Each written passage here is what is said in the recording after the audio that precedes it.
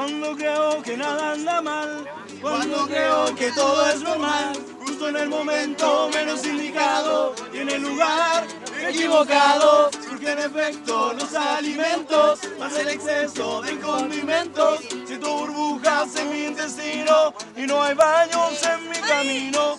Me duele la barriga, me está dando fatiga, se me sale la caja y un gran dolor me ataca y ya no puedo más, me hago caca, caca, caca. ¡Uy!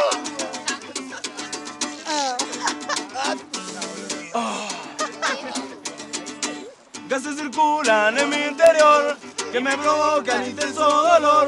No puedo hacer ningún movimiento, temo cagarme en el intento. Esto me pasa por comer tanto, sé que me cago y ya no me aguanto. Debo tener presionadas las nalgas, temo que algo de casa se salga. Me duele la barriga, ¿Estás grabando? me está dando fatiga. No se ve ni una wea. ¡Winner! Un gran dolor me ataca. ¡Winner! Caco, Caco, Se hace caca, caca, caca. Mira, Aquí con Nefa molestando. Oye, que anda grabando mierda. No, ahora mira, mismo. mira, Aquí está quedando la cagada, la mira, abrazo. mira. ¿Veí? Escucha. ¿Veí? Me hago caca. Emilio, tu prima fuma caleta. Emilio, pasa mi banano. ¡Winner! ¡Ay, gato cósmico! Qué weá.